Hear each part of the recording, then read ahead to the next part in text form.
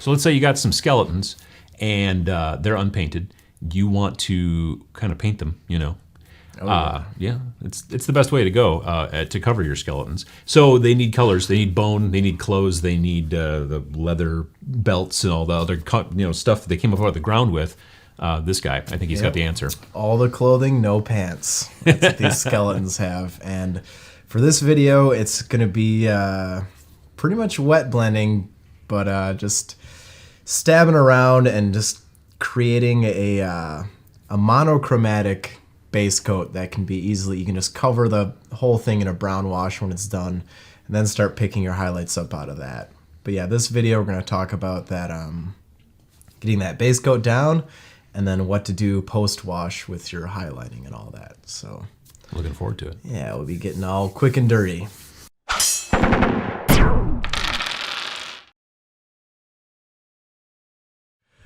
All right, so continuing on the Sepulchral Guard. If you didn't see the last video, it covered basing, and this time around I'm going to work on the clothing, the bones, the belts, and kind of wet blend all that together at once. And the general idea being that we're going to put a brown wash on the model at the very end once it's finished. But for this step, let's start with the bones. So I've got my guy picked out here. This is a plinth from Orthrober Studios. Thanks to Joe. And yeah, anyone wants to send us some stuff to use in these videos, I will gladly take it and put it to use. But without further ado, wet blending again. The brush is not, it's just kind of damp. I'm not diluting these paints very much. I just want some moisture so the paint will transfer off the bristles more effectively. And I'm using a larger brush too, so you can take broader strokes, more dry time involved. The smaller brushes, the paint will kind of dry out on the tip on you. But to begin, I've got some Ushtabi bone from Games Workshop, and I'm just gonna start it off right up here. And the zenithal priming technique really helps me out here, because you can see I can tell where like the darker area is kind of natural because of how I sprayed the paint on there. So I can use that as a guideline, and now I'll bring in some Thornwood Green and blend it up from the bottom area. Sometimes you want to clean the paint off of your brush as you use it as sort of a mixing sponge right on the model. I don't want any pigment on it because it might kind of interfere with things. You can see I just got a really quick and effective blend there. And I'll just take a dot of white and throw it up in the corner there. Throw more white because it's not really showing through as brightly as I want it to. And if this isn't entirely smooth, don't worry about it, because we're going to put a wash on it, and then it'll be followed by some more proper highlighting. But this is just to throw down a quick and effective base coat. So moving along on the model, we'll just take his whole arm. I always tell people, like, you want to imagine the figure in basic geometric shapes. Kind of pull the scope back a little bit so you're not getting lost in trying to paint inside of every crevice. Just take broad strokes at first, and then later you can start to pick out your smaller details. Like his fingers and all that, for example. You can see the hand, this whole arm kind of generally just follows a blend from the Ushtabi bone to the Thornwood Green, which is basically like a dark olive green.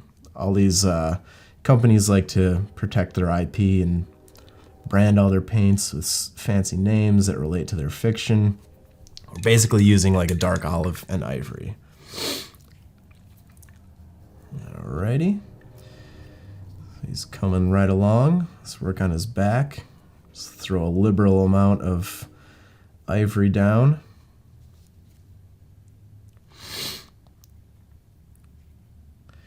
Just like so, and then we'll come up from the opposite direction again with Thornwood Green.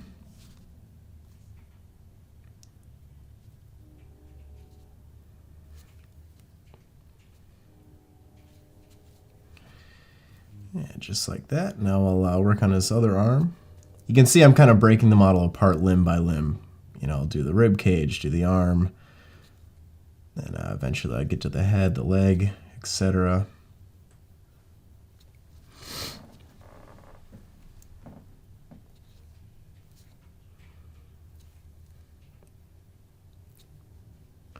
But yeah, I'm just going to continue along, keep wet blending the figure, and then we'll jump back in once I have them all base coated. All right. So there's the base coat on the skeleton. Nothing too crazy detailed, but you can see just the vague impressions of where I want the shadows to be.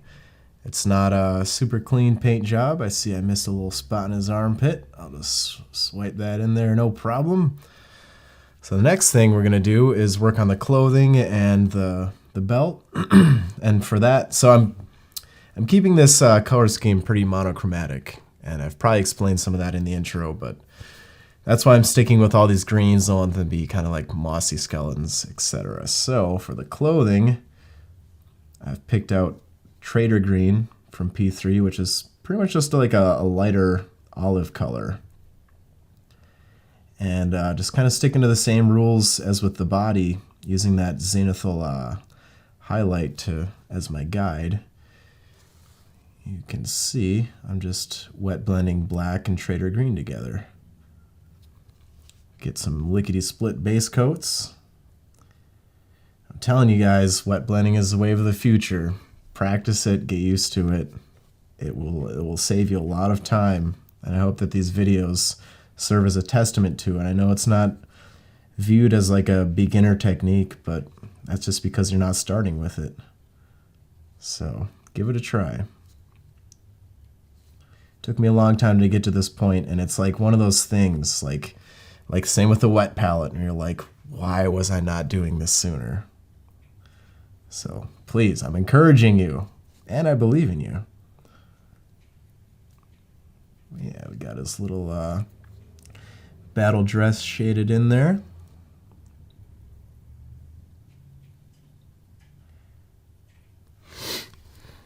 Just like so. See, that took a massive 30 seconds. I know. Wet blending, it's crazy. Keep that going. And then for the belt, I'm gonna wet blend the Troll Blood highlight again. Use that, it's kind of a off gray tone. Use that as a base coat, and then I'll throw black in to wet blend the shadow in. So just kind of base coating the surface there like that. And just throwing a little black into the mid area. The belt kind of dips out on top and on bottom. Yeah, it'll come together just like that.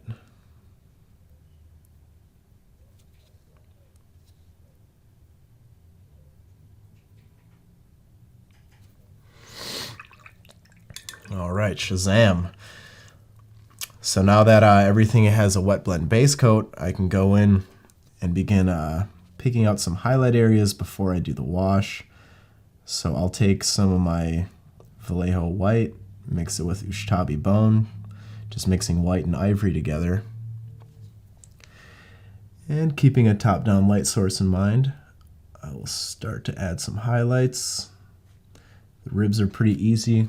I can use the edge of my brush, turning it sideways and kind of picking up on the raised areas. And I'll also pick out each one of these fingers real quick. You can see the size of the brush I'm using. I still haven't broken it down to that smaller size yet, because I'm just using the tip.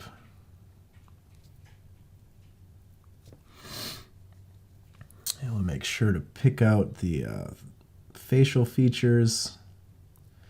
It's really important in a miniature painting to have strong facial features and hands, just kind of general human brain, the way your brain, stumbling on my words as I talk and paint, but generally your brain, your mind, you tend to fall on the face and hands as focal points in pieces of artwork. And aren't we creating artwork on these miniatures? I'll just add some highlights to the back ribs there.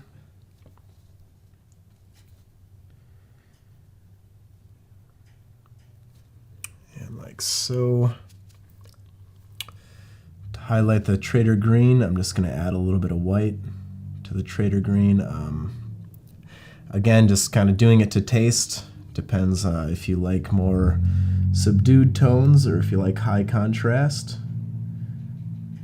I've been trying to teach myself to add more contrast into my work, put a lot of time into it, but all the tones are a little more subdued and subtle. And I see, I've admired a lot of other work that's just like jumping out at you a little bit more. So I've been trying to add some of that into my own painting.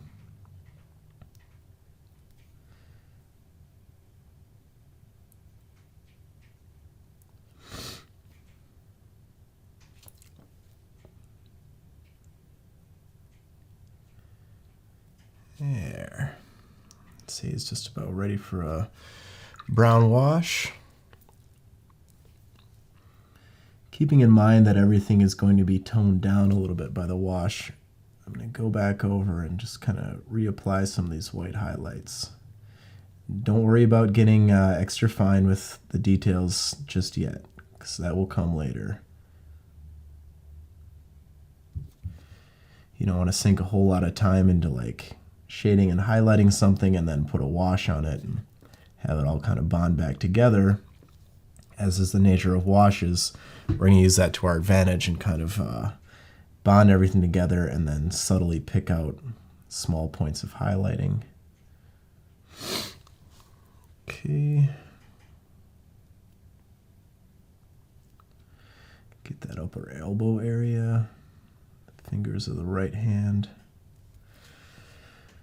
Probably at the tops of his feet as well.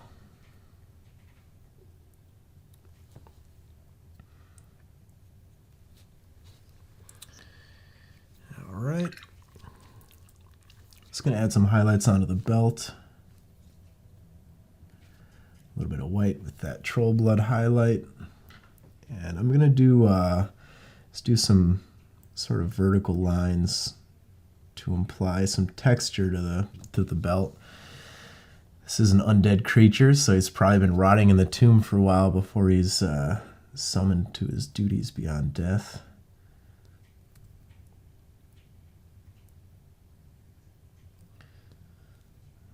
Okay.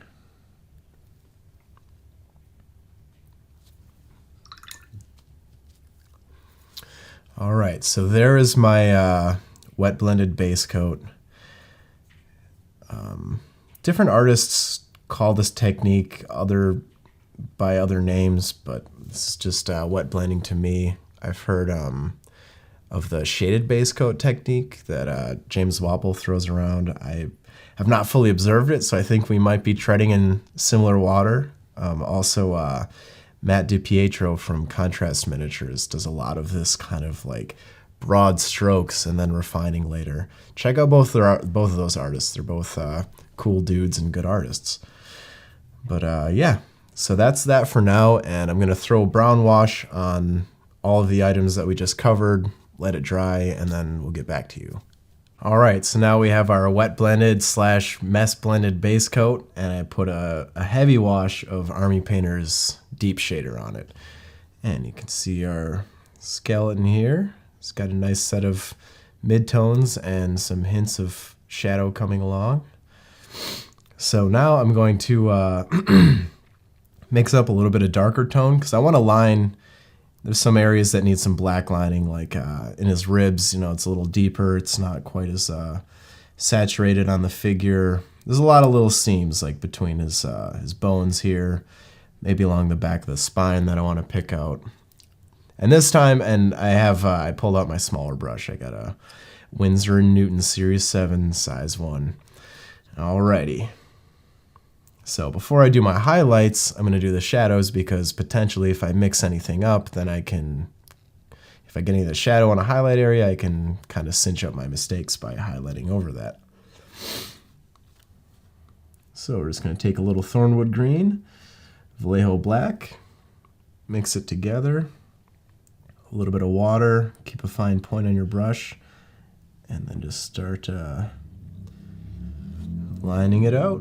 I'll probably add a little bit of more water so gravity is on my side and helping the paint seep into the cracks. You can see some nice rib definition coming out there. Put a line along the side of the spine.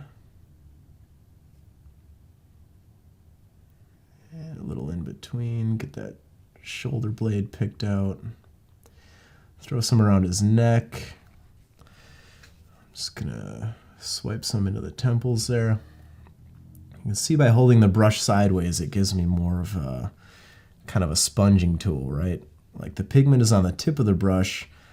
I'm placing it down, and then the side of the brush that doesn't contain nearly as much pigment is being laid on top of it, and through capillary action, it's kind of soaking up the paint on the edge of your blend. So you can see how that's done. Yeah, just like that. I'll line up these ribs. And wipe it away with my finger a little bit. Get that other side, I'm just going to put it over the entire thing. Lick that brush, soak up some of the excess. See, I'm getting some nice contrast finally on that rib cage. I'm not going to go crazy on these. These aren't supposed to be display quality. They're just kind of fun quality for somebody, some lucky person to use in their games of Shadespire.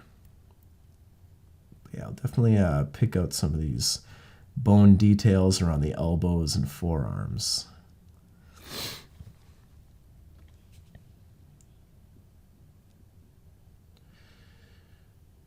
But yeah, take it or leave it if these techniques aren't quick enough for you. If you're happy with what you have, then I'd say mission accomplished. Just paint to your own satisfaction. You don't have to live by anybody else's rules, at least not at the painting table.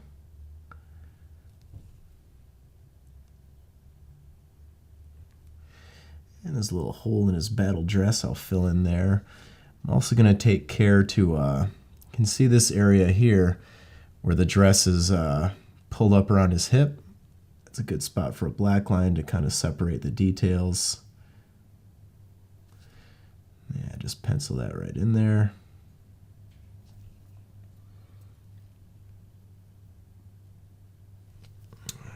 That's good.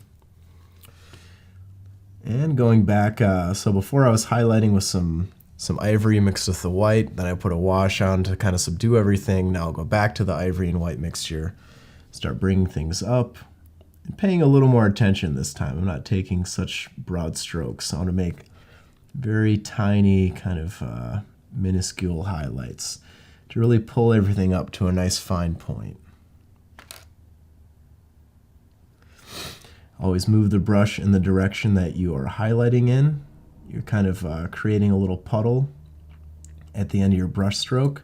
So if I'm moving back and forth trying to get a highlight, well, the paint is just going to look like that. It's going to be stretched out like gum in either direction versus kind of combing it all in the same direction. It's almost, I almost think of it like sculpting, because you are working with like a slight amount of material, that material being paint on your brush. And yeah, you want to guide it with your little tool, being the paintbrush. Move around to his face here, pick out that brow bone, nasal cavity, cheekbones, put some dots where the teeth should be. If you don't want to paint teeth, just carve them all out of your skeleton. They all went toothless towards the end of their days. Who knows? Maybe they were stuck down in the dungeon with nothing but Mountain Dew. Okay.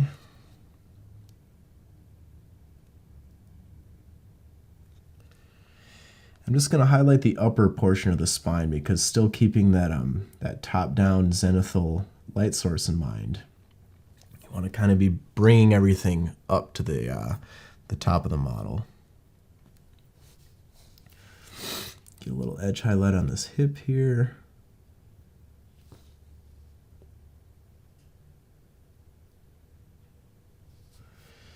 Top of the noggin.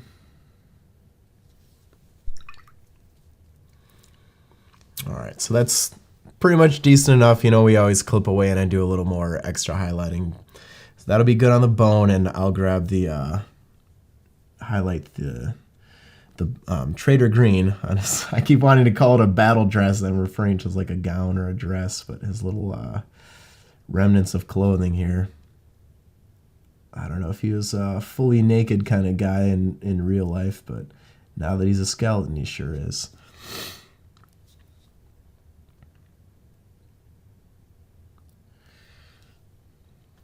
Yeah, I'm sure we all know one of those fully naked guys in real life. Or we can remember one from our 20s. Anyway.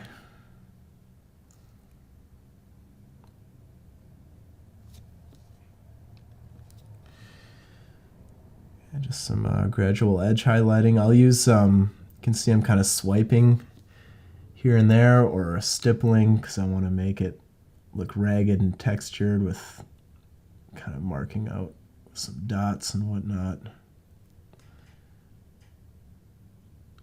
That's kind of the advantage of painting undead or rotted models. You can kind of mess things up on purpose. They still come out looking nice. Alrighty.